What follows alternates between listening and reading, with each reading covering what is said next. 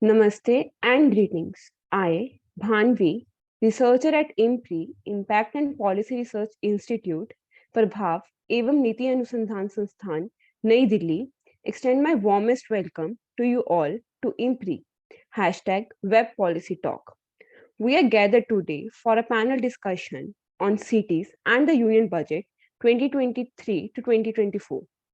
This discussion is organized by the IMPRI Center for Habitat, Urban and Regional Studies as a part of IMPRI #Web Policy Talk series, The State of Cities, #Cities Conversations. This discussion is a part of IMPRI's third annual series of thematic deliberations and analysis of Union Budget, financial year 2023-24, being organized from February 2 to 7, 2023. I welcome all of you to this enlightening deliberation and thank you for tuning into this discussion. Our chair and moderator for today's discussion is Dr. Rumi Aijaz, Senior Fellow and Head, Urban Policy Research Initiative, Observer Research Foundation, India. And moderator for today's discussion is Dr. Soumyadip Chattopadhyay, Associate Professor, Visva Bharati, Santi Niketan, Visiting Senior Fellow, IMPRI. We welcome you, sir. The panelists for today are Professor Chetan Vaidya, Independent Urban Advisor, former Director, School of Planning and Architecture, New Delhi, and National Institute of Urban Affairs, New Delhi. Professor Vishwanathalok, Professor of Public Finance, Indian Institute of Public Administration, New Delhi. Mr. T. Chakravarti, Urban Economist. Professor Satyakata Chatterjee, Professor of Urban Management and Governance, Xavier University, Bhubaneswar. Professor Mahalya Chatterjee, Professor, Center for Urban Economic Studies, Department of Economics, University of Calcutta. Professor Kala Sitaram Sridhar, Professor, Center for Research in Urban Affairs, Institute for Social and Economic Change, Bangalore. Mr. Tarun Sharma, co-founder, Nagrika. Now, without any further ado, let us start the program. It is my honor to invite Dr. Soumyadip Chattopadhyay to start the program. Over to you, sir. Thank you, Vanavi. And good afternoon to all of you from Shanti Niketan. And on behalf of the Center for Habitat, Urban and Regional Studies, I welcome you all to this thematic deliberation on cities and Union Budget 2023-24. And we know that the Indian cities are becoming increasingly important as growth centers more than ever before. And the city governments will be important for strengthening local economy, for improving the investment climate and increasing the productivity and competitiveness of local businesses, entrepreneurs and workers. And we know also that these cities are facing an array of challenges as population continues to grow and urbanize. Serious infrastructural and governance deficits are almost all pervasive. There are climate change induced risk, and India's commitment to net zero emissions and its climate goal, which is committed in COP27, necessitates investment in green planning and in creating more sustainable urban settlements. And COVID-19 also had underscored the need for upgrading the urban health infrastructure and the disaster management response system to improve our cities' resilience. Just I was looking at the recent 2022 World Bank studies, which mentions that our cities need an investment of $840 billion over the next 15 years. And also the latest RBI report on municipal finance, which came out last year, it has underscored the importance of urban governance reforms and the financial autonomy of the city governments. And the government recognized the importance of addressing these challenges and placed a strong emphasis on urban development in the last year's budget. And we expected that the cities in India continue to be a key focus of this year's budgets, including some specific emphasis on urban planning and transformation to improve the quality of life, to enable sustainable development and economic growth. And from the budget announcement, it seems that there is emphasis on building sustainable cities for tomorrow with a roadmap for infrastructure financing and governance reforms. For example, there is a provision for setting up of 10,000 crore per year urban infrastructure development fund for creating urban infrastructure in tier 2 and tier 3 cities, and reforms in property tax governance and also ring fencing and research charges are also mentioned.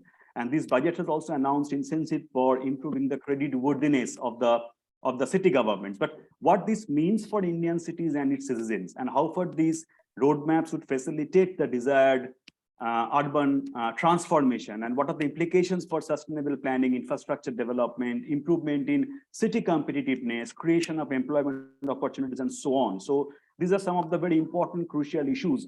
And we are very much fortunate to have with us some of the leading urban experts in our country. So with these few words, may I now request Dr. Rumi Aijaz to chair this session and to take charge of this discussion. It's over to you, Dr. Aijaz. Thank you, Dr. Soumyadip. That was, you've drawn a very accurate landscape, which simplifies things for me. You've rightly highlighted the challenges that are being witnessed in the cities of the country. So I join you in extending my warm greetings to the distinguished speakers and all the participants in this program. And I would like to begin by saying that, like last year, the budgetary allocations for the urban sector have been provided in this year's budget document. And the main budgetary heads are the center's establishment expenditure, which basically means that the amount of money that the center would be spending in running their establishments, that is to say their secretariat, their offices, their autonomous organizations and attached offices like Delhi Urban Arts Commission and National Institute of Urban Affairs, or National Capital Region Planning Board and the Town and Country Planning Organization. So that's an important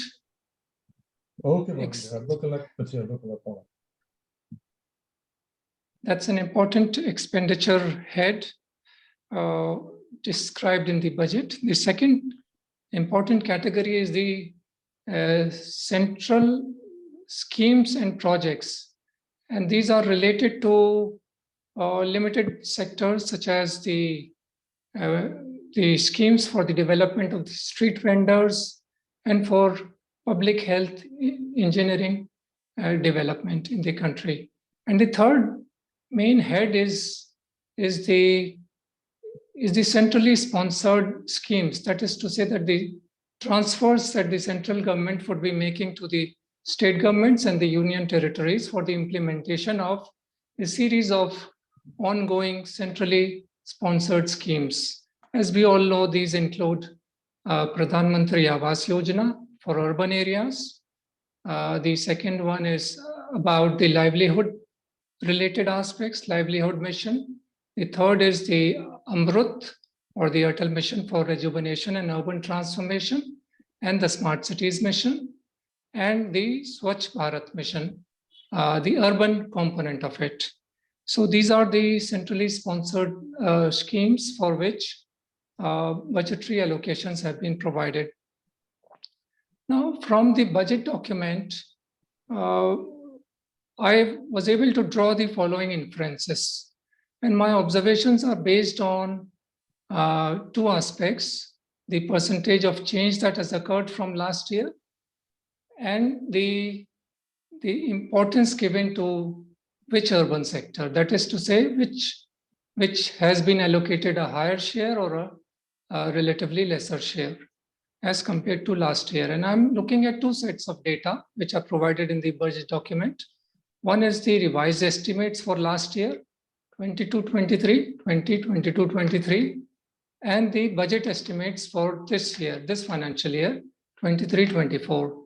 So I would like to flag three important things that are emerging. One is that there is an overall increase in the budgetary amount, and this is up to 3% from the when compared with the previous period. 3% increase in the net amount. The second aspect is the percentage increase is highest for Swachh Bharat Mission urban component and for Amrut. And you can, as you might have already seen, that the amount for Swachh Bharat Mission urban has doubled from what it was during the previous period. The next aspect is about the negative change or the decrease in the budgetary allocation in respect of schemes such as Pradhan Mantri Awas Yojana Urban and the Smart Cities Mission. So the amounts allocated to these two centrally sponsored schemes, PMAYU and SCM, Smart Cities Mission, have reduced when compared with last year.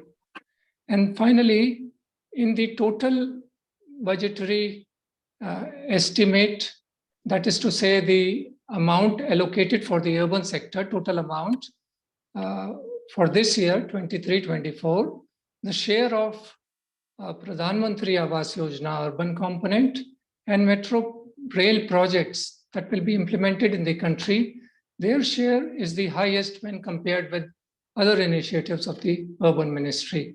And their share is coming up to over 60% of the total amount allocated by the urban ministry.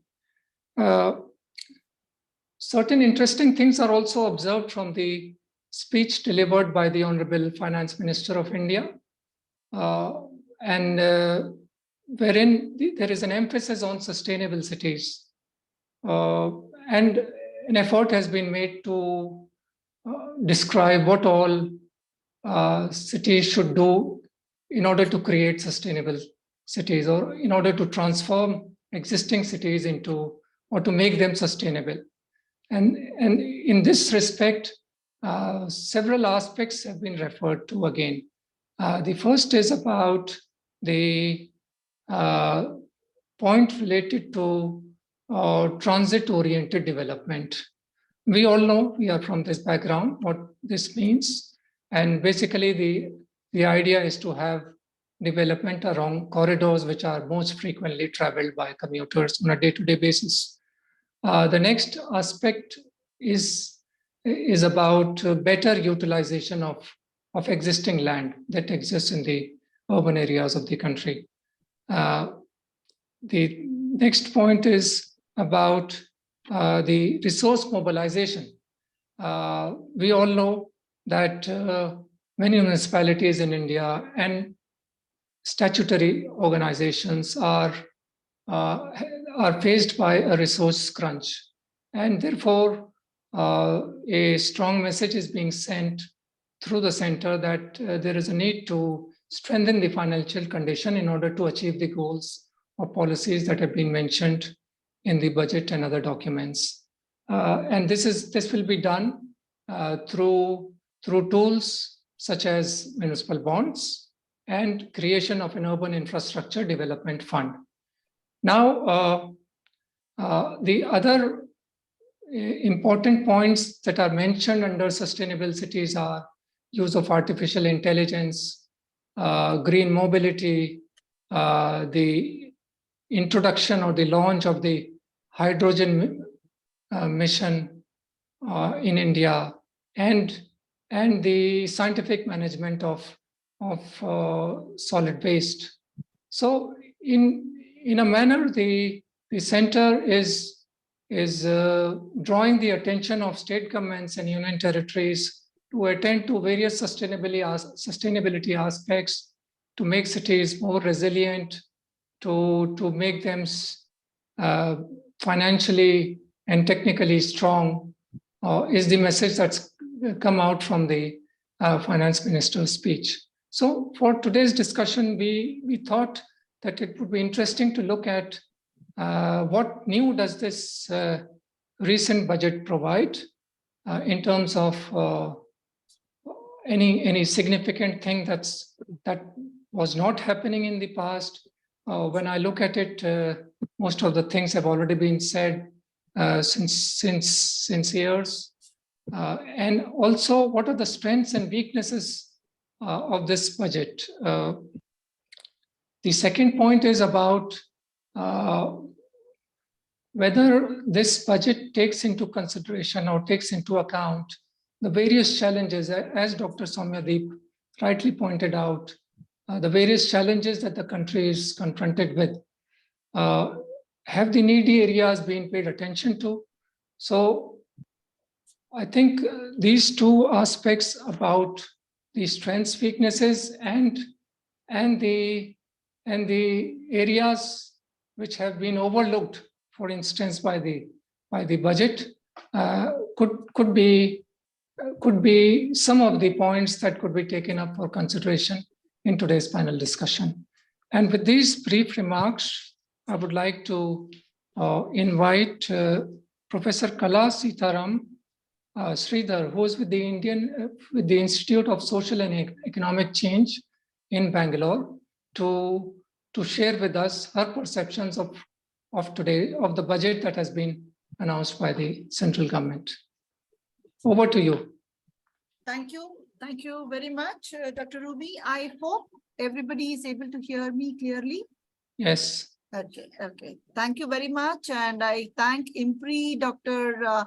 Arjun Kumar, Dr. Soumyadip, Dr. Rumi, and for inviting me to this very interesting panel discussion, which is very, very timely and thoughtful. And I'm delighted to be part of this panel discussion with many other distinguished panelists. So now what I want to do is I want to draw attention to what Dr. Arjun Kumar just said a few minutes ago about the National Gati Shakti policy, which the Prime Minister Modi announced last October. So what I want to point out is that when we are looking at the budget, which is announced on February 1, typically now, that is only a partial statement of the government's policy priorities and goals. Because many other important policy announcements are made throughout the year. So I would like to use Dr. Arjun Kumar's example of the National Gati Shakti policy and how that resonates very well with some findings from our own research. In our research, actually, what we did was we looked at this phenomenon called as urban primacy, right? Urban primacy is a phenomenon by which when you look at an urban system, one single city is disproportionately large compared to the smaller cities or other cities in the urban system. If we have the severe urban primacy problem, both in Karnataka as well as Telangana. In Telangana, the newly carved state of Telangana, we have Hyderabad, which is basically 9 times, which Hyderabad is about 7 million as of census 2011. The second biggest city is Warangal, which is only 7 lakh. Okay, so Hyderabad is nearly 10 times the size of Warangal. In Karnataka, very similar problem exists. Bangalore is 8.5 times the size of Mysore. This is as of since 2011, and we find that this problem has gotten more severe in 2019 based on population estimates, right? So what we found was we did a study to understand urban primacy in Karnataka and also what prevents. See, now I think it's accepted that firms are the creators of jobs and employment opportunities across space, right? So we did a study of firms in Karnataka and about 10 additional cities in addition to Bangalore. And what we found was that the logistics and the supply chain is the biggest reason why firms don't want to locate in small and mid-tier cities. And only in large cities like Bangalore, that Bangalore, Delhi, Chennai, Mumbai, Kolkata, that the infrastructure is somewhat acceptable. That's the reason why they don't locate in smaller cities. And that is why we have urban primacy. That's what we found. So now the Prime Minister announced this Gati Shakti in October 2022 to improve logistics. So that is an excellent way to reduce primacy by creating and spreading employment opportunities across space, right? By improving logistics, because what we found in that study was very, very significant. We found that the firms are spending a lot more, several times more on operations and maintenance expenditure than they were on spending capital expenditure, right? That's a very significant finding and testifies to the poor state of logistic and supply chain infrastructure in our country. And the Prime Minister made this announcement of Gati Shakti in October 2022. This was not the budget. Okay, so that is my first point here. That budget is only a partial statement of policy priorities. Now, the second point I want to make about this budget is that I think Dr. Rumi rightly mentioned this, that I think this year the capital expenditure is about 3.3% of the country's GDP. Now, how do we basically compare this? What are the other benchmarks for us? See, in terms of infrastructure requirements, the ADB, the Asian Development Bank, found that across all regions of Asia, the Pacific leads, right? All the Fiji Islands and the small group of islands near New Zealand, right? They require infrastructure investments at 9% of GDP. Right? And South Asia, so they require very high infrastructure investments. South Asia, according to this ADB report, in which India is included, South Asia needs 8.8% of GDP as infrastructure investment. So compare this to the 3.3% that our government has announced this time. So if we compare this to this benchmark, we still have a yawning gap of 5.5% of GDP, which is required additionally, in addition to whatever has been announced as infrastructure investment. So that is only one benchmark that I would like to point out. Now, I think Dr. Arjun Kumar said one thing very right, I think at the beginning, or I'm not sure if it was Dr. Soumyadip. I'm not sure who it was, but this budget, I mean, favors infrastructure. Definitely, it recognizes the importance of cities and sustainable cities for tomorrow, definitely. But I think there are some gaps. So what I found was that I think there is a lot of fillip to transport infrastructure, for which about 75,000 crores have been allocated. And also there are a lot of transport infrastructure projects for coal, steel, ports, fertilizers, which have been identified. And this definitely supports the idea of Make in India, right? And also facilitates manufacturing. There is no doubt about this. There's no second question. However, I think we still have a big challenge to phase out fossil fuels like coal. And this is a very big challenge because fossil fuels like coal are very cheap, right? And which is the reason why the urban poor use them the most. And that is one reason how we take the sustainability of the cities for tomorrow to the last person in the city, to the urban poor. So that is actually a very big challenge. And I think Dr. Rumi talked about transit-oriented development. Correct. So I think the finance minister emphasized systematic urban planning and also transit-oriented development.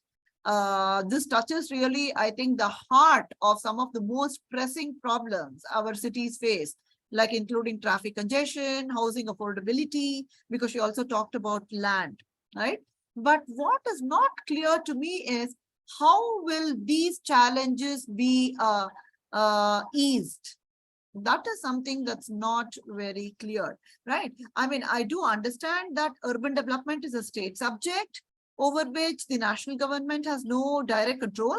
But I think the national government, because of the resources and skills to which they have access, they should provide some roadmap to the states to engage in systematic urban planning, especially because some of the development control rules and land use regulations followed in our cities are archaic, including building bylaws. These are all archaic, right? Now, I don't know how much of time I have, Dr. Rumi, maybe a couple more minutes, or am I done? I'm not very sure. Yes, 2-3 minutes. 2-3 minutes? Okay, good. Yes. Thank you. Thank you.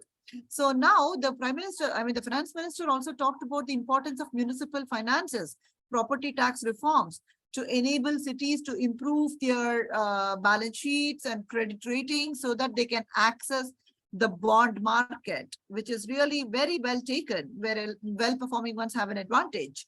But we have been discussing this since the times of the JNNURM, the mandatory reforms. I'm sure Chetan will recall the mandatory reforms, optional reforms for cities. So how is this an improvement over that? That is my only limitation with that. And the Urban Infrastructure Development Fund, which Dr. Soumyadip and Dr. Rumi rightly emphasized, the states may leverage their 15th Finance Commission funds while accessing this UIDF, for which an outlay of only about 10,000 crore are basically set aside. 10,000 crores, see, we have about 7,000 cities and towns, and this is actually outdated as of 2011, but every city will get more than 1 crore. That's what this basically means, right? So this is basically very inadequate, but this is very good seed funding with which private investment and funding should be leveraged. Summarizing, I think that this is a very good budget in terms of its attempts to improve and increase investment in infrastructure, but it is well below international benchmarks. As I said, 1, 2 is that budget is not the only statement of policy priorities. 3, municipal finances, there are very, the recognition that municipal finances are weak and we need to improve their credit worthiness, but it's not anything new, and national governments should still handhold the state government significantly as far as this is concerned. One final thought regarding PMAY Urban, for which the allocation has been increased by to 79,000 crore, rising 66% from the previous year.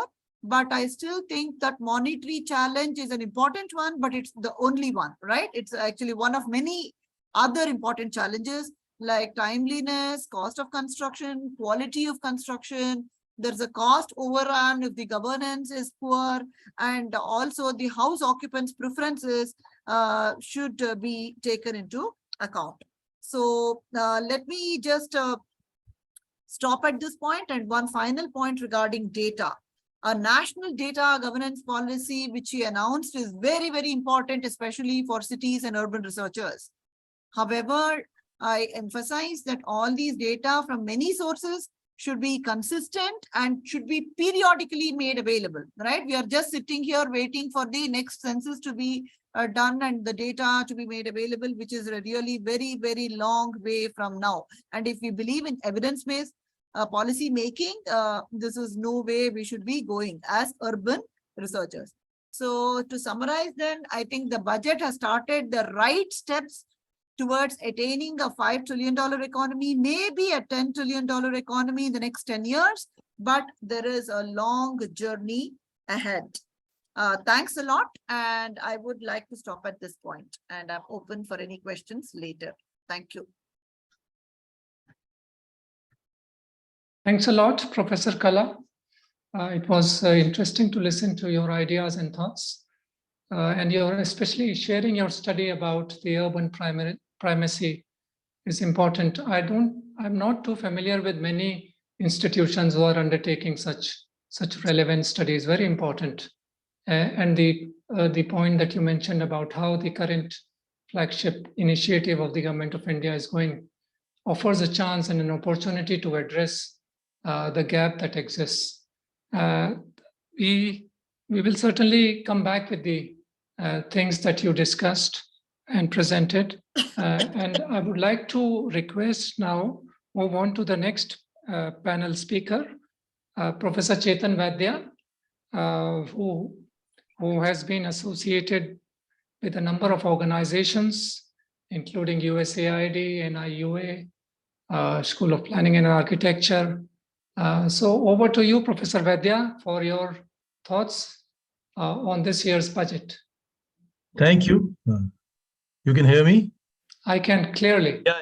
Thank you. Thank you. So nice to see all of you here. And thank you, IMPRI, for this opportunity. Thank you, Soumyadip, for those introductory remarks and the background of both you and Kala. I think this is very good background for my points to be mentioned here. I will mention two things which needs to be emphasized more. Two things which have happened in this budget, which needs to be emphasized more. One is that the Finance Minister announced something called Namaste, National Action Plan for Mechanized Sanitation Ecosystem. I think Namaste. This amount is only 100 crores, but what they plan to do is provide financial support to 500 cities where this person going in the manhole and getting affected and sometimes also dying. We are talking about 300 deaths last year, and this is very unfortunate thing, and we had to do something. So I think first step has been taken, and more than money, I think the announcement in the Finance Minister's speech that this is one area where national and state government have to take action. I think that's very positive. And at this moment, some startups, one I know is in IIT Chennai, another is Engineering College in Trivandrum, who have taken this activity of mechanized sewage cleaning. I think this will help a lot. And what she said, the Finance Minister said, manholes will become machine holes. I think that was a very important statement, and we need to put it into our startup ecosystem. Second thing, I am now involved with as an independent director of Gift City, the new financial capital, the proposed new financial capital near Gandhinagar. And I learned from these friends from Gift that this finance budget, the budget, has provided that the International Financial Services Centers Authority can register new units just like SEZ. And it has also provided a single window registration for IT system for GST, RBI, CP, IRDA, and etc. So we are also, I think I always believe that more than or as important as infrastructure is removing some of the bottlenecks in our systems, which was mentioned earlier. So I think these two are major steps which have been announced in the budget. I also looked at the Sustainable Cities Fund, which was talked about earlier, both in TOD, property tax reform, affordable renting. But I still am not very clear, why did you set up a separate fund? There is already an Amrut program going on. One could have just had a subset of this reform. And if you look at Amrut program, like JNUM, there are 11 reforms, and many of them which are mentioned here are already included in the Amrut program. Rather than monitoring and seeing it to it that those reforms are implemented on the ground, I think this setting up a separate fund. Once again, that fund will be managed by National Housing Bank, who understand very little of urban infrastructure. If it was HUDCO, at least I could have understood that they at least understand what is urban infrastructure, how do they work with municipalities and urban development authorities. But completely you go to a new agency, National Housing Bank, which are focusing on housing and expecting them to support urban infrastructure and second and third tier city. It's I think too much of expectation, and this needs to be, maybe it needs to be reviewed. The fourth point I have is on NULM. I'm surprised that the budget for NULM in the revised budget was 550 crores has been reduced to almost 0.1 crore, which I think is something like 10 lakhs. This is something which has surprised me. I think our urban poor needs much more than this approach. I am not sure why this has been drastically reduced so much. Fortunately, there is a separate program for street vendors, Soumyadip, where there is 460 crores, but street vendors is not the poor, all the poor. I think that is something which needs to be looked into. I also, as you mentioned earlier, there is a huge amount of money going into metro rail systems. And it is something, this is something which needs to be reviewed. Obviously, our major cities, our 10 or 12 cities require metro system. But other cities we should have, as per our national urban transport policy, we should focus on something like BRTS. I think there's too much focus on metro rail systems, and this needs to be reviewed. As far as overall infrastructure program is concerned, I have closely looked at national logistic policy, and I think that is something which is very positive for our urban center. Kala also mentioned this earlier, the importance of logistic supply chain. And I think that national logistic provides a very good beginning, which the Prime Minister has announced. But how do we link up with our urban system is something to be thought of. As far as overall budget is concerned, I think one positive thing about the budget, except NULM, I think everything was predictable. I think that is very positive, that things are not changing overnight, which is very positive about this budget. And last year, ma'am announced this reforms in urban planning system. A committee has already been set up under Mr. Keshav Verma's chairmanship. Also, there's another committee on setting up this centers of excellence in schools of planning, where PSN Rao is chairing that committee, which is extremely positive. I felt that mainstreaming climate change into urban development, though there are things here and there, the scientific management of solid waste, use of green mobility, AI is there, which indirectly will look at climate change and linking it with urban development. But there should have been a little more support for this. And these are my comments. And if required, I can come back later on when other speakers have spoken. Thank you so much, Rumi, for this opportunity. Thank you, sir. That was fascinating. You've shared very useful and important information. I'm sure everybody would have liked it as much as I did. And especially the points about transition from manual to mechanical cleaning of sewers and septic tanks is a very important initiative. Although programs to uplift the life of scavengers have always been there, but a re-emphasis on this and pushing states further into undertaking such important work was, as a reminder, was important. Thank you. We'll certainly come back to you. I would like to move forward in this program and request our third panel speaker, Mr. Tanaji Chakrabarti, who is urban economist, and I believe has also been visiting School of Planning and Architecture for various academic activities from time to time. Over to you, Mr. Chakrabarti. Thank you so much, Rumi. You're absolutely correct, and it's an honor and a pleasure to be invited to such an august gathering. And thank you to IMPRI, Professor Soumyadip, yourself, and all the esteemed panelists. I will have very brief points, given that some excellent insights have been provided by Professor Kala and Professor Chetan Vaidya already. So I will go as per the text and the document that was presented in the union budget. Firstly, the significant increase in the PM Awas Yojana is definitely welcome. Obviously, it is something that would boost housing both in rural and urban areas. I think this is something that people do tend to forget, that the increase will impact both the rural and the urban development simultaneously. The policy direction overall in the budget is definitely following the glide path that was already set in the National Urban Mission. Like Professor Vaidya said, no surprises, more or less it is continuing.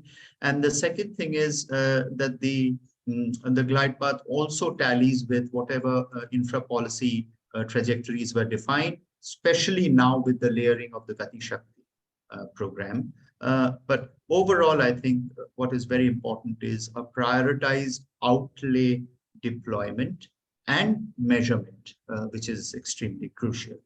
As far as the UIDF, which is under NHB, the fund of 10,000 crores per annum, obviously it is for funding infrastructure, but I think it's very heartening to note that there is a very strong focus on tier 2 and 3 cities. For those of you who remember our discussions last year, exactly this time, this very IMPRI budget discussion, it was actually mentioned that there should be a focus on tier 2 and 3 cities. And it seems to have been kind of incorporated in that way.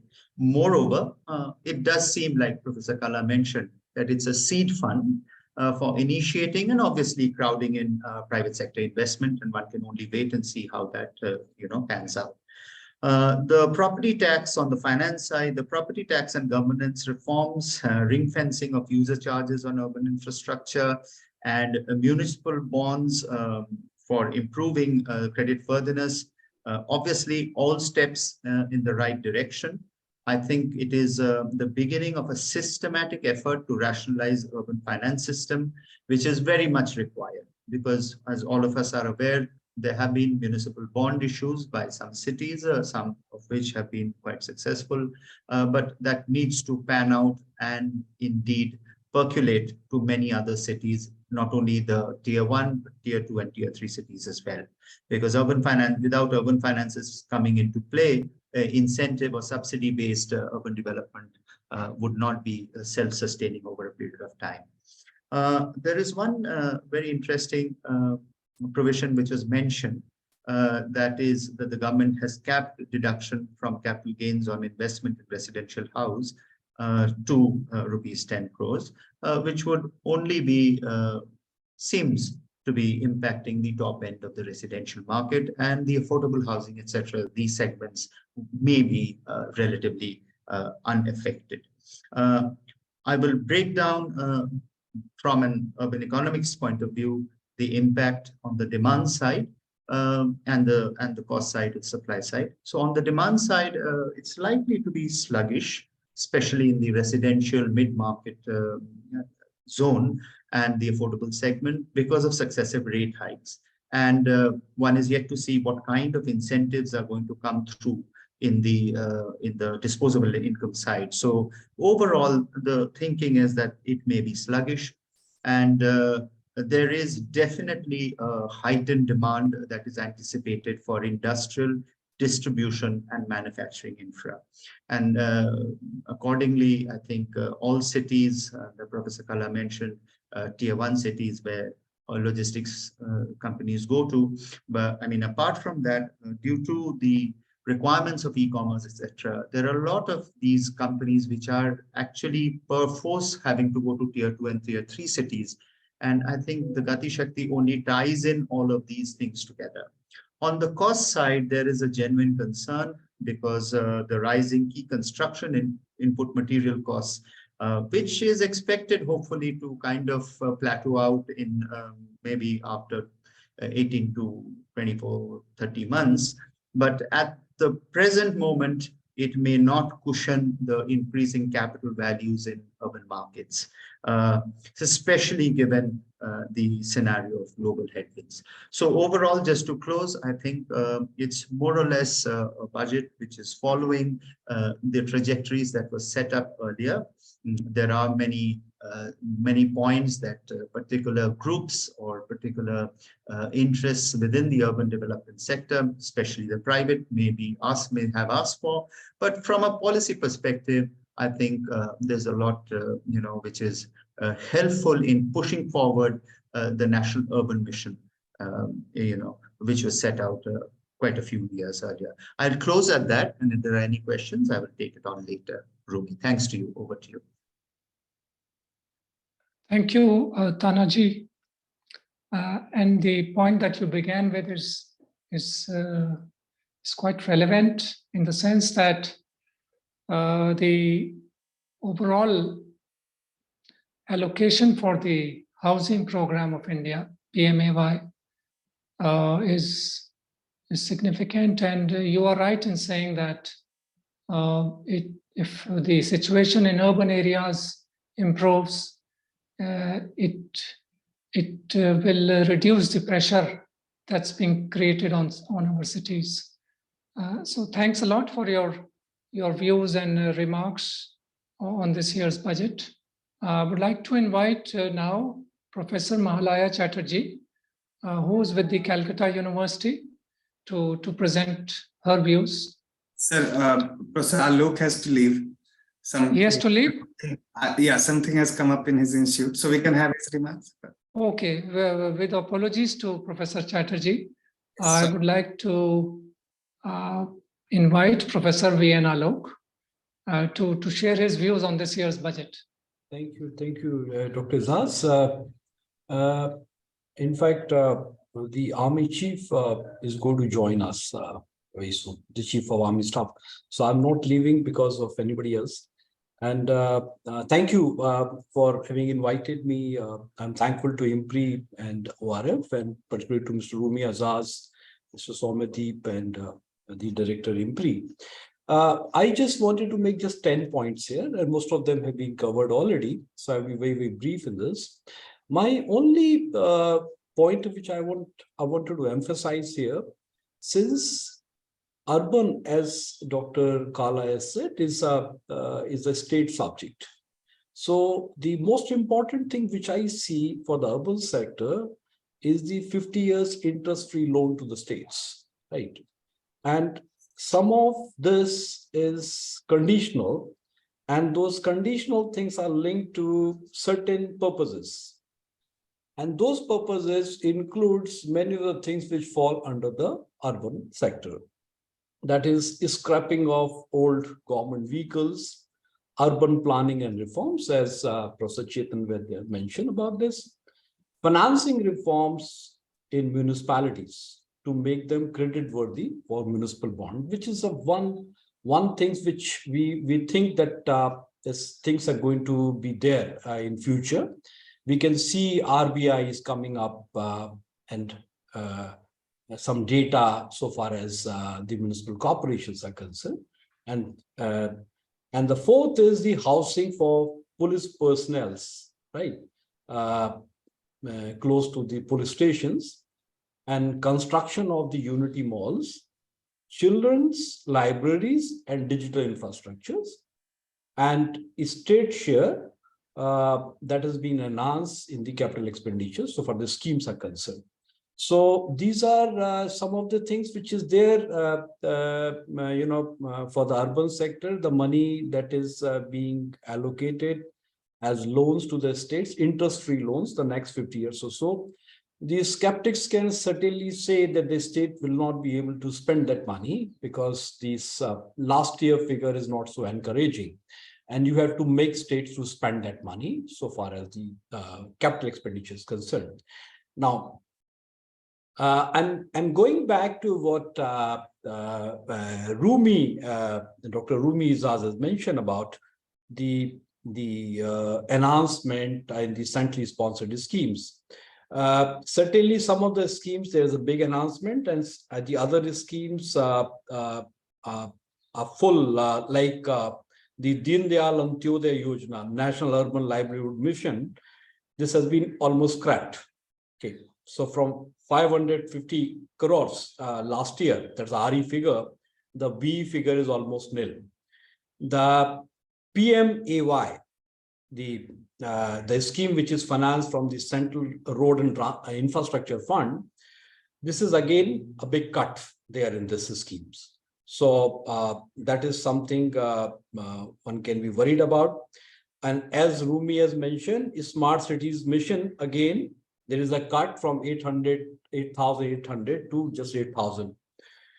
There is a big increase so far as the Swachh Bharat mission is concerned, from 2,000 crores to 5,000 crores.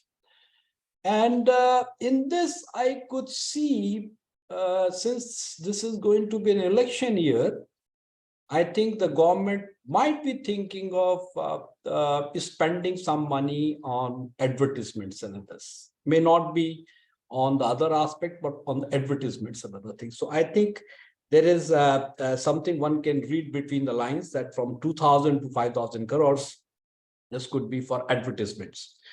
And of course, as mentioned, Amrit schemes, there is an increase from 6,500 crores to 8,000 crores. So that is all about the centrally sponsored schemes. There are other announcements, as has been mentioned earlier, making cities ready for municipal bond, as I mentioned. So the government wanted the involvement of all other agencies, including SEBIs and others, and the Urban Infrastructure Development Fund, which has been mentioned earlier. But I feel it's a good step, because this is focus on the tier 2 and tier 3 cities. Okay, so that is something which one can welcome.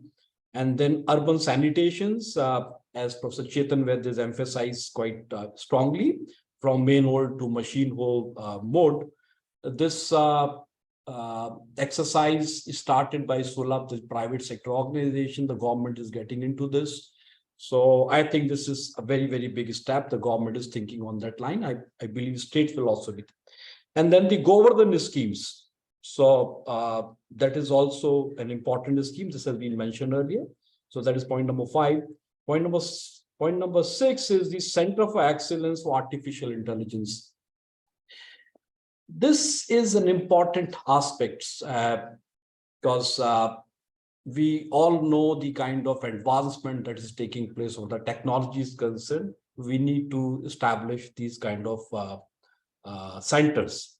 And then the regional connectivities, many of the airports have been planned. And my last is the Unity model. So I just stop it here. Thank you very much once again for having invited me. Thank you.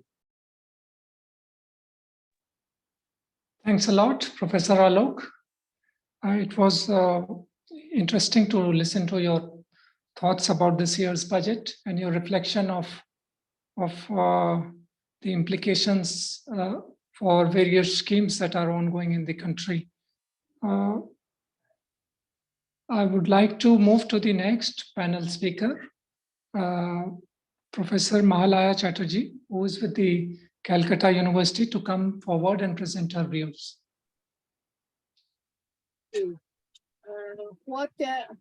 My previous speakers have covered most of the points about the budget. I would like to confine to the budget document itself, and the total allocation to urban sector, that is to the Ministry of Housing and Urban Development, is about 76,431 crore of rupees. That is the total allocation. But if you look at this point by point at what is happening and what is happening, you see that there is some divisions about the allocation. Firstly, it starts with something called code of the code, but there is not a single project related to urban in this code of the code things. It finds a place, that is the whatever it is, PMAY, National Urban Livelihood Mission, Swachh Bharat, Amrut, whatever it is, in the core projects. Core project, that is, and if you look at the ministry-wise allocation, urban is not even, that is Ministry of Housing and Urban Development is not even in the first scale. First scale, of course, it starts with the Ministry of Defense, and the allocation to Ministry of Housing and Urban Affairs goes to about 11th or 12th in terms of allocation. So whatever we talk, we people interested in urban, doing research in urban, etc., whatever we talk, we see that the priority of the government is not that what it should be. It should be, as we have already seen, that the national, it's not, urban is not about infrastructure only. You are allocating much money on infrastructure. You are thinking of a new fund, Urban Infrastructure Development Fund, which will be under the Investment Secretariat, Infrastructure Secretariat. It will be managed by National Housing Bank. The states will have access to it through going through the considerations. I am not very sure whether this is a new model replacing the PPP model, because as I have said that these tier 2 and tier 3 cities will be getting infrastructure through this fund through public agencies. Public agencies, so is it a departure from the PPP model? I'm not very sure. That is not very clear in the so-called budget, at least in the budget speech. I agree with Kala that everything cannot be understood from the budget speech, because budget speech is just one thing, and different type of policies and other projects, etc., they are being announced throughout the year. So budget is just an indicator of the priorities of the government and nothing else. So, and if we say that this government has a tendency of naming and making the acronyms sensitized and others. So it is sometimes it becomes very difficult to understand that whether it is a new thing or something old in a new bottle. That is one of the problems. And sometimes we say that we are going from some long-term things. If you remember, there was an urban policy framework which was announced in 2018. But with pandemic and others, we forgot about this NUPF. So whatever is done, that is allocation with increase for some, PMOI, it's increased, National Urban Livelihood Mission, it is decreased and so on. Some transport infrastructure, but if I remember correctly, that this National Urban Policy Framework that emphasized on resource-oriented urbanization rather than transit-oriented urbanization, transit-oriented development, because transit-oriented development leads to some sort of leapfrogging, wastage of resources and others. But in this year's budget speech, it is specifically mentioned that transit-oriented development. So it calls for more coordination among the ministries as far as urban thing is concerned, because I have said earlier, I am repeating it earlier, that urban is a multi-dimensional thing.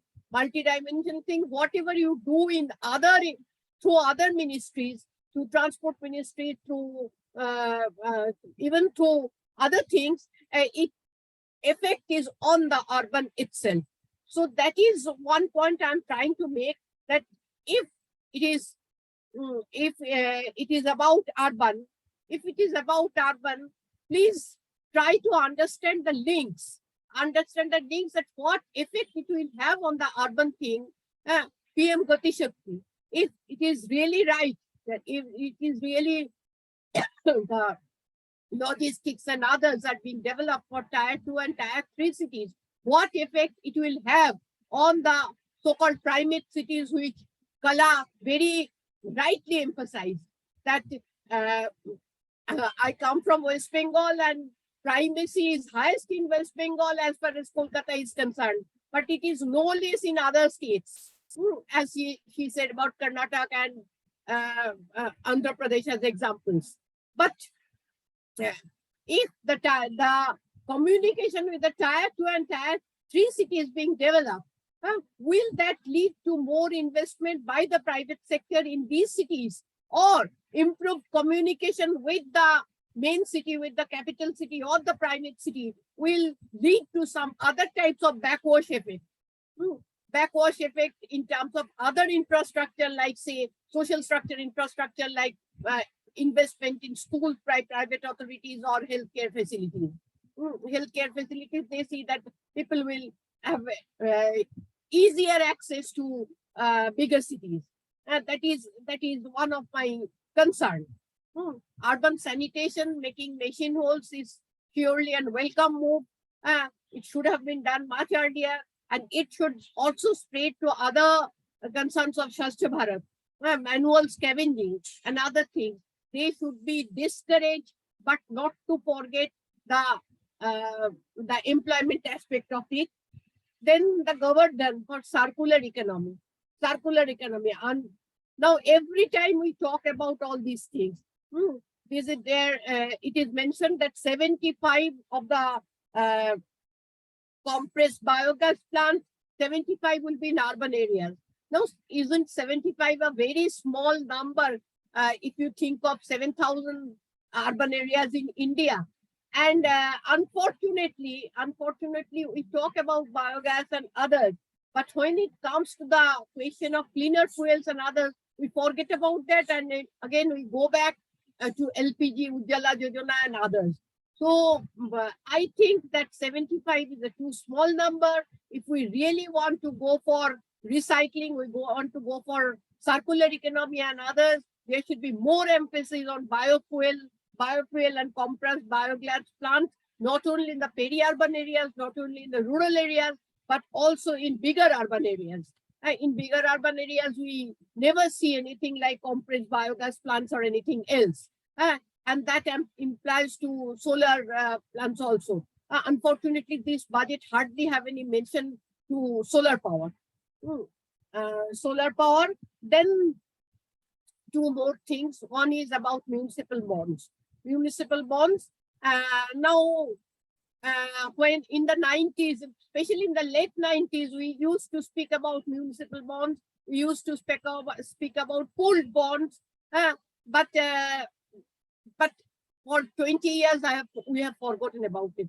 I cannot say of any city which has financed itself through municipal bonds, starting from Ahmedabad to smaller cities in Tamil Nadu, smaller cities and towns in Tamil Nadu. When we are talking about making cities ready for municipal bonds, actually what type of readiness we are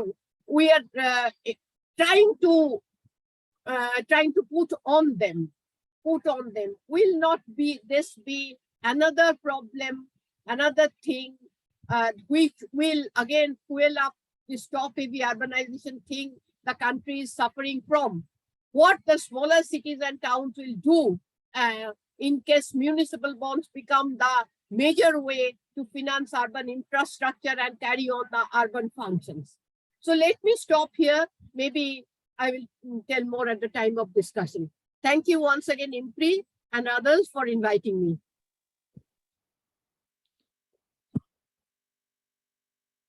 Thank you, Professor Chatterjee.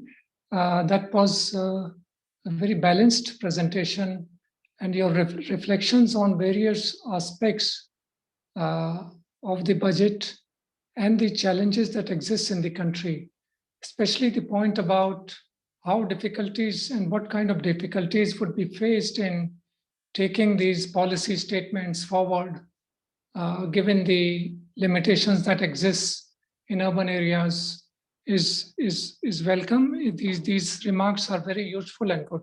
Thank you very much. And I would like to now invite the next panel speaker, who has been waiting patiently, Professor Tathagata Chatterjee, who is with the Xavier University in Bhubaneswar. Thank you, Dr. Rumi, and thank you, Dr. Soumyadip and Dr. Arjun for inviting me. It is really an honor to be part of this discussion. The previous speakers has touched most of the issues. So taking off from there, I would like to flag two larger policy trends that this budget articulates and which could possibly have huge repercussions for the urban sector in future. Firstly, I see that there is a clear thrust on infrastructure, which others had also said, but the budget has also had announced 60,000 crore for public funds and another 15,000 crores of through PPP, etc., for the last mile critical infrastructure connectivity for ports and goods terminals, linked to the PM Gati Shakti and supplemented by another huge thrust on roads and railways. So these infrastructure investments are largely going to come to the cities or to their extended metropolitan regions. So when you are connecting a port to a city or to a railway interchange, you are not, you are already extending, I mean, these are the places which are situated in the larger metropolitan belt of the city regions. So that is certainly going to trigger a very large scale urbanization in these areas, whether that is in the existing tier 1 city or in the tier 2 or tier 3 city. That is a matter that needs to be seen as it develops. Secondly, there is a lot of reference to green growth, which is definitely a good thing. On a concrete term, I see that there is a big ticket announcement of rupees 35,000 crore towards energy transition. Now, how this is going to be allocated, we need to see that. It is expected that bulk of these are going to go to the oil companies. But I mean, it is expected that, I mean, this could fuel or facilitate a move towards cleaner fuel usage and renewable energy. And if that happens, there is also a move towards green hydrogen. So if this green transition happens, this could also have a very significant urban dimension impacting climate change aspects.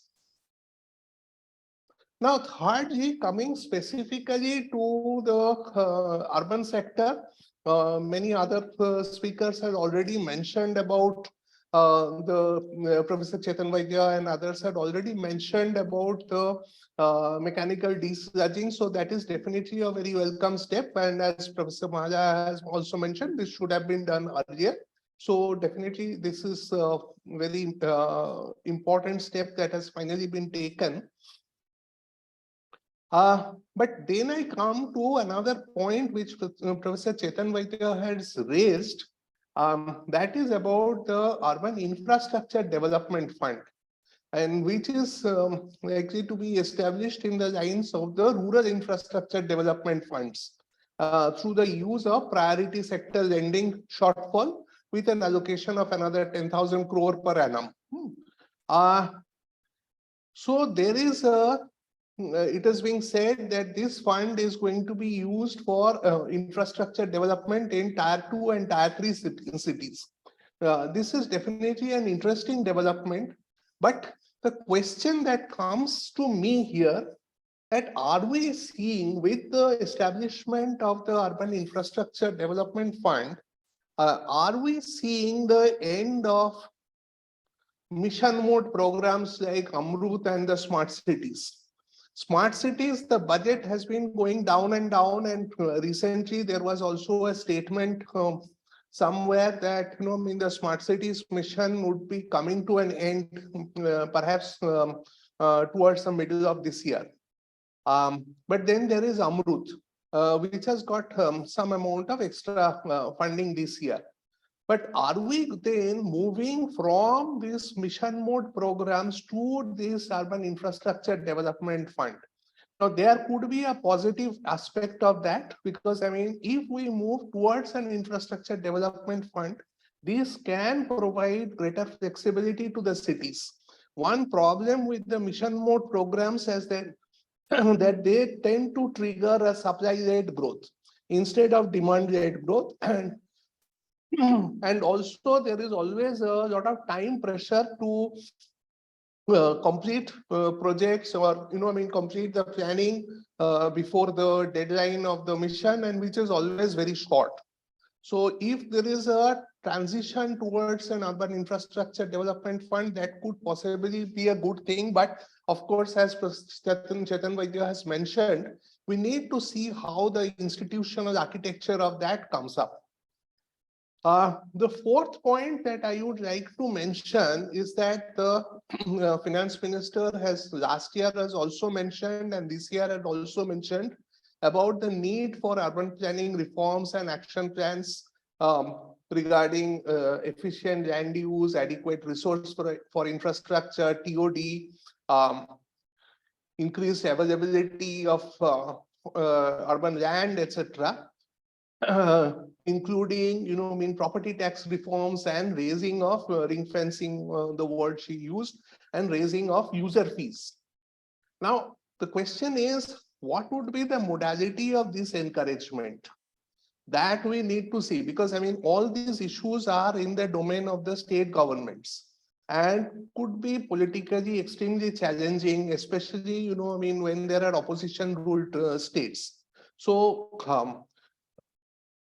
earlier, when there was an Amrut program, or before that, that Jain and NURM, which has got a carrot and stick approach that if you carry on certain reforms, you are going to get additional funds. So how these reforms are going to be incentivized, that remains a question. Could it be done through the Urban Infrastructure Fund? So, this, I think, is a point we need to discuss in the panel discussion. Okay, with this, I stop for now, and I'll be happy to take part in the answer other questions during the panel discussion. Thank you, Professor Chatterjee, for your views and your reflections on different items described in the budget. I would like to now invite the final speaker in today's program, Mr. Tarun Sharma, who is co-founder with Nagrika. Over to you, Mr. Sharma. Thank you, Dr. Aijaz, and thanks, Dr. Arjun Kumar and the IMPRI team for inviting me to this gathering. And thanks to the fellow panelists and discussant who've enlightened about the budget that has just been presented. I find myself quite out of depth in terms of, I am a small towner. I am a citizen of a small city. I live in Dehradun. And I'm just very happy to be on this panel, which has a lot of collective wisdom over probably something which is the single most important fiscal event that happens every year, and to which a citizen of a small city also takes note of. To be honest, I have not been a very regular follower of the union budgets, but in the last few years, and I think especially the budget speeches, they have started to speak specifically about cities, and I think a lot of people have started taking note of the budget after it has been transformed in a way that it speaks to common citizens as well. And even though we started very concerted efforts in the urban domain in India since the in a much more concrete way since Jain and NIUA, still for the longest time, I think the budgets did not bring out the importance of the cities in our growth trajectory or the consequences of our growth trajectory for our cities. And I think in the last few years, it has become quite apparent. So, I'm not here as an expert or a person who has analyzed the budget with a lot of nuance. I am not an economist or public finance specialist. I'm an ordinary citizen. I'm hopefully able to share that perspective. Now, I was just thinking about the overall budget speech, and Ms. Sitaraman took close to 90 minutes to lay out a plan to spend close to 45 lakh crores. And just as an aggregate solely for urban related outlays, and I think the Ministry of Housing has about 76,000 crores. And then there are other mix. I think even if we put it as say 1 lakh crores, the amount she in a way dedicated to cities in her speech was about 2 minutes. So of course, I'm oversimplifying this because there are many other outlays in the budget which have a significant urban footprint and which are scattered across the budget speech. But still, I think that is something that as a benchmark shows the relative importance that the cities have gotten in the budget. Now, budget does talk about really big money, and it might be useful to understand the size of money in a person's context, especially in a smaller city, which I'm trying to represent. Like for an urban household in a small city, numbers in thousands, one with 3 zeros, are monthly expenditures or savings. And when it comes to lakhs, people are already talking about annual incomes for the entire year. And within that annual income, also people are hoping to get some relief in terms of tax breaks. So when a budget announces that almost 10,000 crores are going to be given every year to develop such cities, for a citizen from such a city, it's difficult to put the head around and understand that how it actually would look like. It's probably similar for smaller city governments also, whose budgets are, as compared to the national budget, quite tiny. Like for the city of Dehradun, 2.5 crores is the amount that is there to maintain our roads. Or even when there is a scheme which is worth 45 crores, which is awarded to fix, say, 10 kilometers within a city. So 10,000 crores, or the numbers that are presented in the union budget are quite large. But I was trying to inform myself a bit with the numbers that are included in the budget and bring it down to the level of city. And I was looking at the capex that BMC has, the Bombay Municipal Corporation. And what I saw was that it has a capex of almost 27,000 crores. And this capex is almost 3 times the size of the overall money allocated under this Urban Infrastructure Development Fund for Tier 2 and Tier 3 cities. So just one city. That's the amount of capex that BMC already has. And so I think one of the points through all of this, what I want to make is that while there is a lot of positive when adequately talked about aspects in this budget, which my fellow distinguished panelists have talked about, high spending on capex and support to infrastructure, urban planning reforms, and improving financial standing of the cities. One aspect that I think we need to look with a keen eye is that how this money will be spent at the local level of Tier 2 and Tier 3 cities. Previous cities have resulted in mixed outcomes, and these outcomes depend on the kind of political and administrative leadership that exists in smaller cities.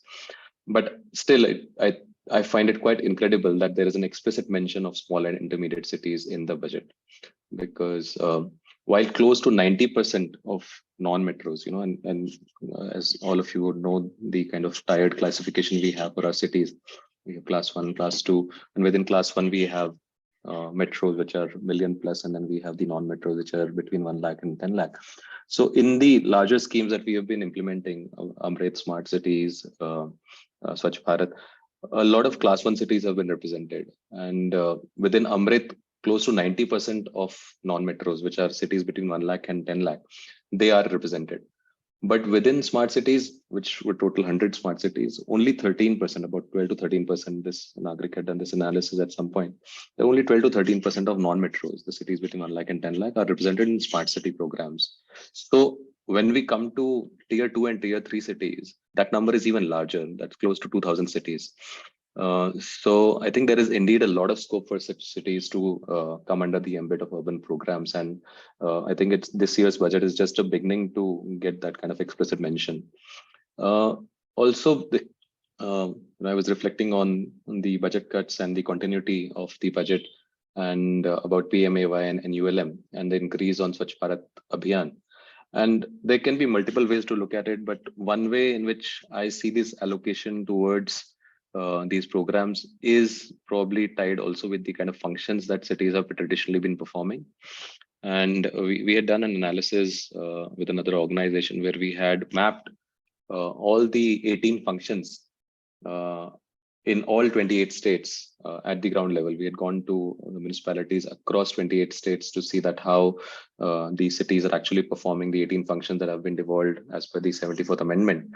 And the one function, which probably doesn't require much of thinking, that traditionally has been with all kinds of cities is, maintenance of cleanliness and sanitation, waste collection, waste segregation. And so that function has been there with the cities for the longest time. And a lot of cities, while we were trying to understand the role that city governments were directly playing in social sector schemes like PMAY or NULM, that role was very limited. So in a way, I think continuation and augmentation of the funds under Swachh Bharat can be seen as maybe giving additional capacity to cities in performing the function that they have been performing for a very long time. And I think PMAY and NULM, these schemes, for the longest time, they were being supported very to a larger extent by the state departments and by the national funding. So in a way, one could also see that that support has been taken away. But there is also another observation that I had about the union budget as a lay citizen is my perception of the priorities of a national level budget. And I think in the last few years, there has been, the budget has had shown some respect to the overall process of urbanization in the country. Because for the longest time, the budgets were addressing symptomatic issues and had a sectoral focus on housing or infrastructure or sanitation. But since last few years, including this year, there seems to be at least an intent to understand the building blocks of urban forces, whether it was the last year's announcement of reimagining urban planning, or this year's focus on sustainability, or creating a consolidated fund to look at a much larger scale of cities in terms of UIDF, or even very simple thing that they did with the TULIP program, where they announced a program to employ fresh graduates to work with city governments. I think there seems to be intent at the national level budget to come down to the level of the cities and to identify the forces that it needs to work with. Then another point is about continuity. I think one thing that as a citizen from a small city that I have seen in the last few year budgets is the continuity. There has been, like, this is other than the continuity in terms of the funding amount might have changed, but there has been a relative continuity in terms of the schemes and policies that most major policy have received continued support. And it's not just within the urban program, but also other major ministry programs that are relevant to cities, including in the realm of skill building or health or education. Most of them have been continuing in the last few years. And I believe that the very beginnings that have been made this year would also be continued with the application of sound economic and practical reasoning. But since NULM is being, in principle, discontinued, or the funding support has reduced, I hope that the aspects that worked within NULM are still continued. The budget mentions about economic empowerment of women through SHGs, specifically in the context of NRLM. But a lot of this muscle had been created through NULM in multiple states, and I hope that when we are talking about Nari Shakti and women empowerment and creation of jobs and livelihoods in cities, that element of NULM is considered and is taken forward. As an aggregate, I do feel that budgetary allocation for smaller cities have increased over the last few years, directly or indirectly. And I hope that this funding support is continued, and it is mapped not to the performance alone, but also with the capacity to perform. One last point, which I think is probably a point about which a lot of widespread and large-scale discussion needs to happen, is about UIDF. And Professor Vaidya talked about the capacity of NHB, and I think others also referred to the institutional arrangements that can allow for effective utilization and creation of this kind of fund. And I think I was looking at the RIDF, the Rural Infrastructure Development Fund, and on the basis of which the UIDF has been conceived. And I hope that the learnings from RIDF and from its conception and from its performance are taken. And one of the things that caught my eye was that some of the most rural states in India have not been tapping into RIDF.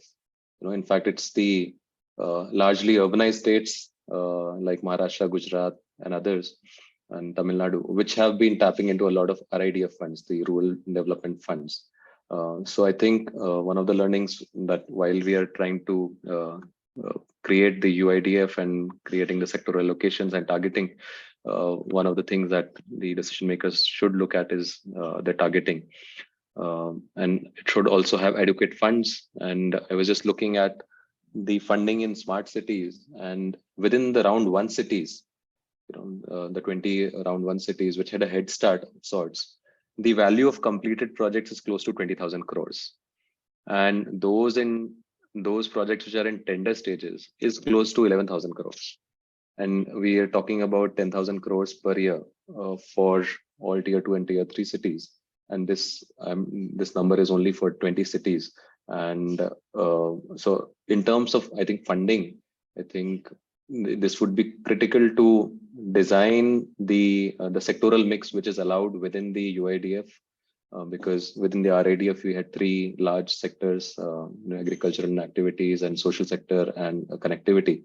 So while we are looking at designing the sectors and the programs that are allowed within UIDF, there can be a lot of learning from the existing programs that we have been implementing, including smart cities, because smart city in the last 5 to 7 years has given us a lot of retrospective learning in terms of which programs, which kind of projects have worked and have not worked.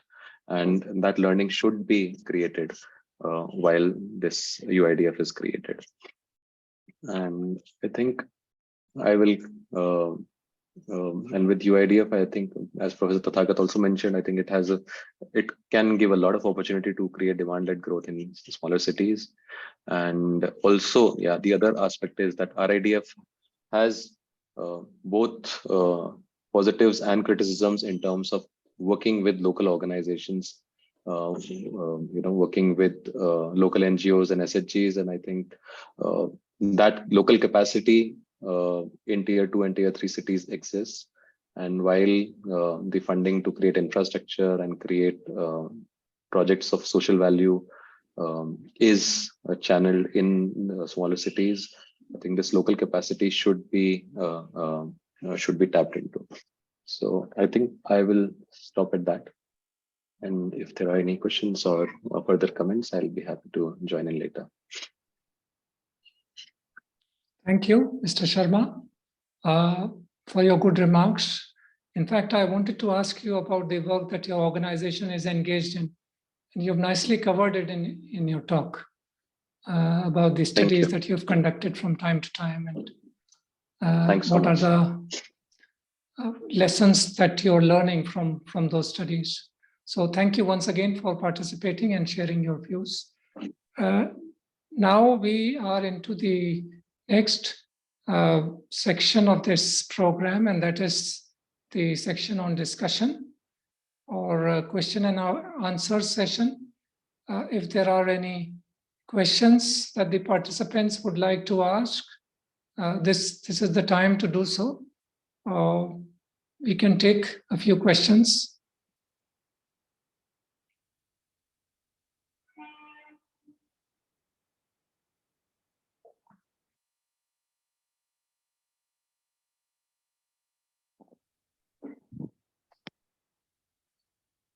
Okay, so it seems that the participants were fully satisfied with the remarks made by the panel speakers, and they are absolutely clear about the budget document than what they were before joining this session. We can have the way forward if our organizer agree with this, that there can be some closing remarks from each one of us. If there are some that come to the mind, Professor Vaidya, you may like to add something after listening to all the speakers. I think all speakers have made very important points, and what I think is coming out very clearly that the budget is predictable. Its announcement for focusing on small and medium towns is very positive. But there are lessons learned both from Smart City, Amrut, and the one mentioned by Mr. Sharma from Dehradun on this rural infrastructure fund. So how can we utilize? And that point which one of them was mentioning, that is it time to shift from mission mode to program oriented approach? And I personally am a very strong believer that you need programs rather than projects. But for programs to succeed, we also need successful projects, because India wants to see success before they believe policy. So I think that is, Sangeeta, that was the point you should remember, that if we write only policies, that's not going to happen. And if we only do pilots, it doesn't happen.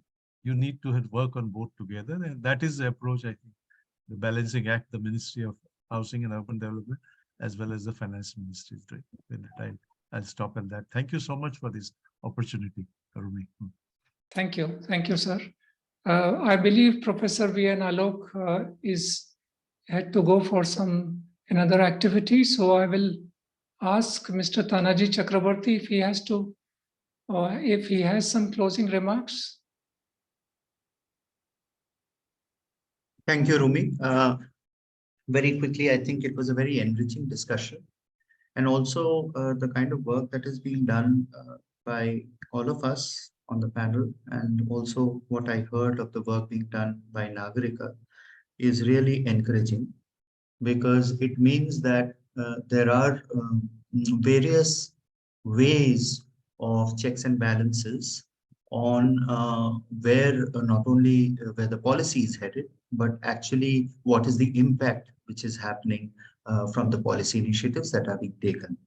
I would like to reiterate what I mentioned in the last year's panel discussion, which is any approach towards comprehensively addressing India's urban economic issues and questions and trying to find solutions should be multidisciplinary.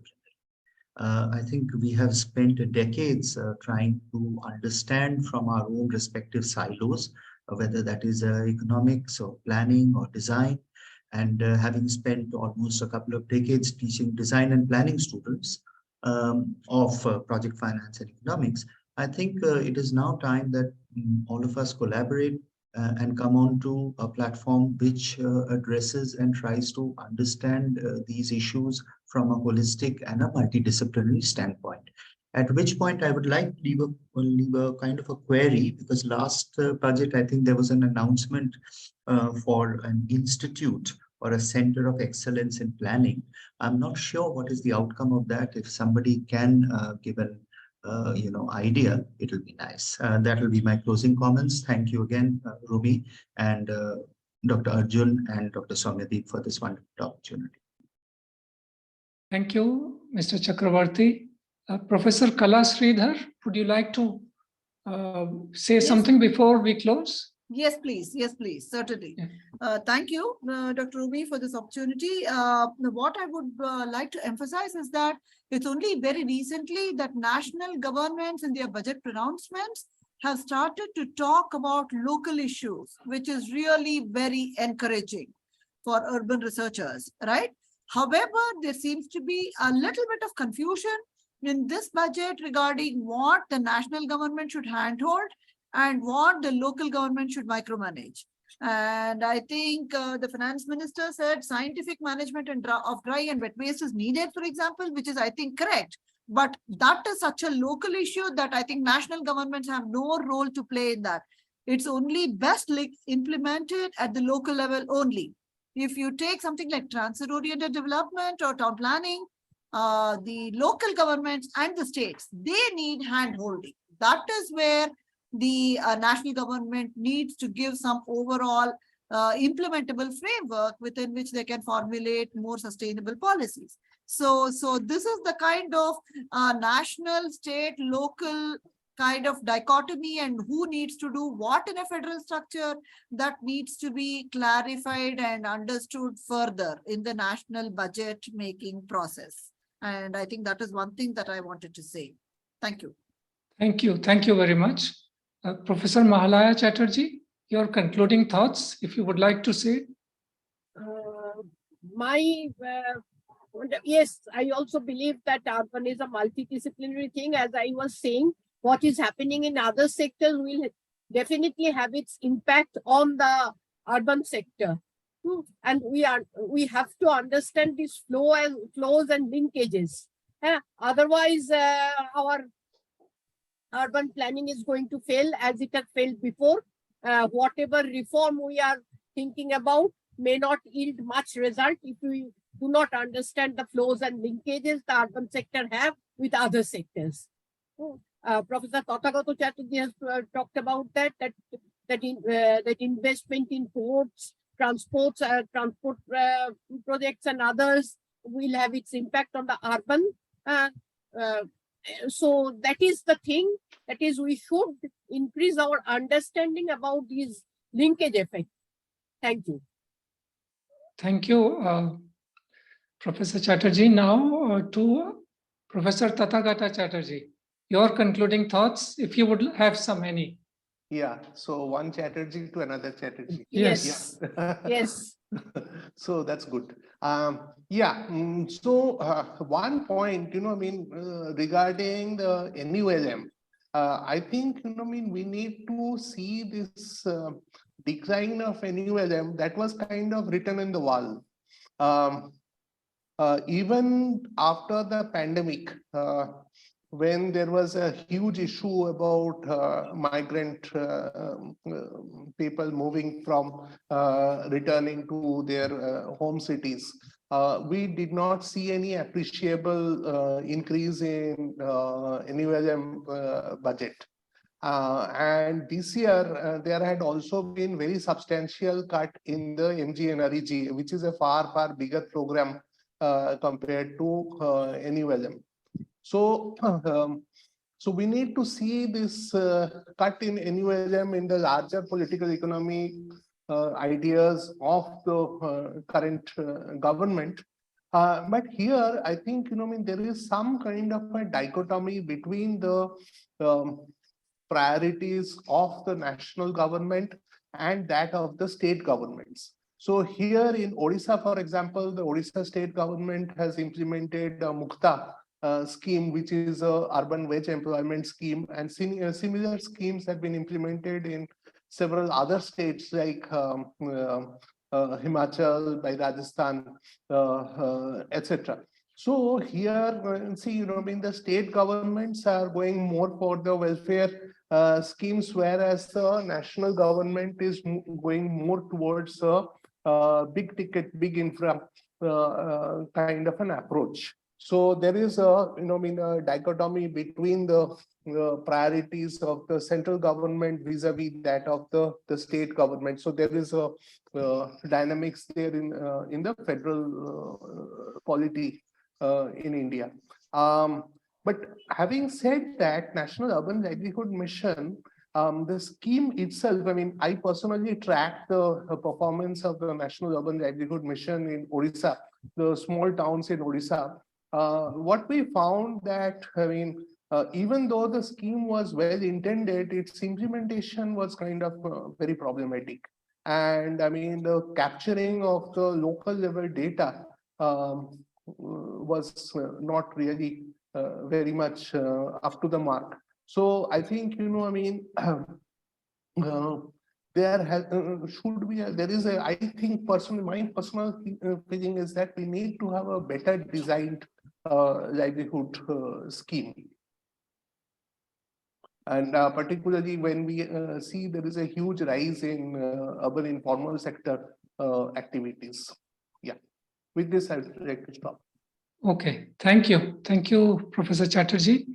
Mr. Tarun Sharma, I would not like to leave you also. I would also like to give you this opportunity if you have any concluding thought to make. Yeah, maybe I'll just consolidate on the multiple points that I talked about. And I think in conclusion, I would just say that the latest budget does offer a lot of promise for small and intermediate cities, the lower rung of the tier 1 cities and tier 2 and tier 3 cities. But I think it'll be important to remember that the success of a lot of these initiatives will depend on their implementation at the local level. And I think this is a point that a lot of us have stressed. And the budget's emphasis on urban planning reforms, sustainability, and capacity building is a step in the right direction. But I think it needs to be seen that how some of these promises will be fulfilled in practice. But it's my hope that this budget and the multiple steps at the national level, at the state level, and the capacity at the local level will lead to a more integrated and holistic approach to urbanization in India. with the focus on the building blocks of urban forces and the needs of small intermediate cities as well. And I think with the right leadership support and resources, I think these cities have the potential to thrive and play a very significant role in shaping the future of India. Yeah. Thanks. Thank you. Thank you, Mr. Sharma. From my side, now we are coming towards the end of the program. I won't take much time before I hand it to the organizer, Dr. Soumyadip and Dr. Arjun Kumar. I have 1 or 2 points to make before I conclude. One is about the basis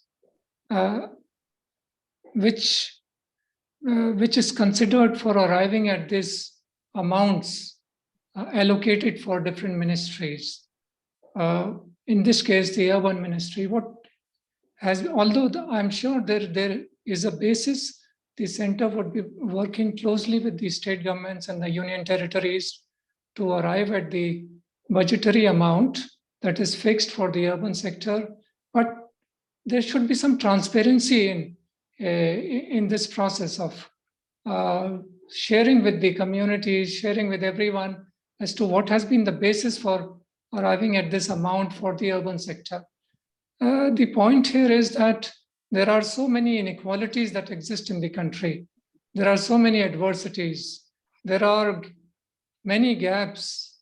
The quality of life in many places is direly in need of improvement.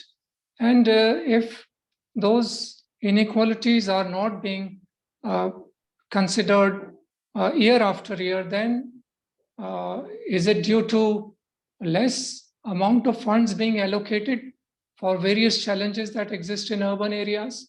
So that's one point that comes to my mind. The second point is about the utilization of funds. When you try and appraise some of these schemes that are run by the center or the centrally sponsored schemes such as Amrut or Smart Cities Mission, etc., you notice that very often delays have been reported in the transfer of funds from the central government to the states and union territories, which affects the timely implementation of various projects and schemes that the center or the state governments are trying to do to transform their cities. So how to make the administration or the administrative agencies, the municipalities more accountable, more transparent? I think more importance needs to be given to this aspect also, because ultimately citizens have huge expectations from budget. And whenever you listen to some discussions, then people say that many of their grievances have not been given attention to in the budget. So 2 points from my side.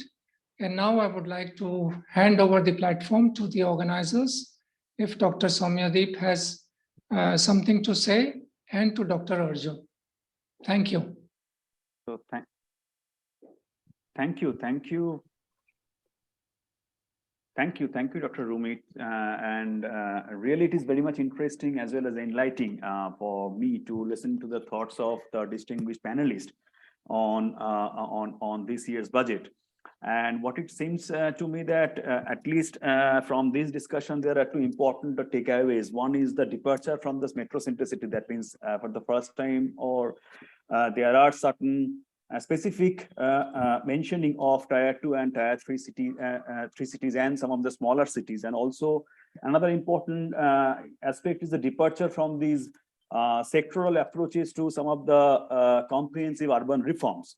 And but as far as the urban reforms are concerned, like yes, all these are very good ideas. Like all of our speakers, they have mentioned the kind of urban reforms which are announced in this year's budget. These are all very good ideas, but to operate them successfully, I think remains a huge challenge in the context of the Indian cities. And what I think is that to very basic things which are going to be very much crucial is the capacity building and also the availability of local data. these are going to be very crucial if we want to really make some evidence-based urban policy making and to enrich our entire discussion. So I hope that IMPRI will take forward today's discussion, and we are going to have many more this kind of discussions on how to make our cities livable, how to make our cities inclusive, how to make our cities sustainable, and all these things. So we are really look forward to have this kind of discussion more in the near future. So that's all from my end. So now it's over to the IMPRI team. Bhanvi. So Bhanvi will give a formal vote of thanks. Bhanvi, why don't you go ahead? Yes, sir. So as we come to the end of today's enlightening discussion, I, Bhanvi, researcher, IMPRI Impact and Policy Research Institute, would like to propose the formal vote of thanks on behalf of IMPRI, Center for Habitat, Urban and Regional Studies, for today's deliberation. A panel discussion on cities and union budget 2023-24. We are grateful to our chair and moderator, Dr. Rumi Aijaz and Dr. Soumyadip Chattopadhyay, and panelists Professor Chetan Vaidya, Professor Vishwanatha, Professor T. Chakravarti, Professor Tathagata Chatterjee, Professor Mahalya Chatterjee, Professor Kala Sitaram Sridhar, Mr. Tarun Sharma, for taking part and enlightening us. We thank all of our participants who have raised pertinent questions and actively participated in today's deliberation. You may also find more discussions in our IMPRI Web Policy Talk series, The State of Cities, #Cities Conversation, and other thematic series. We are grateful if you are watching us later on our YouTube channel or listening to us on our various podcasts or reading our publications. We hope you continue to join in future to our IMPRI Web Policy Talk. We also invite you to IMPRI's third annual series of thematic deliberations and analysis of union budget, financial year 2023-24, being organized from February 2 to 7, 2023. Wishing you a good evening. Thank you. Thank you all. Thank you. Thank you. Thank you. Thank you, everyone. Thank you. Thank you, Okay, everyone. thank you. Thanks, IMPRI and others. Thank you, ma'am. Bye for now. Nice. Bye.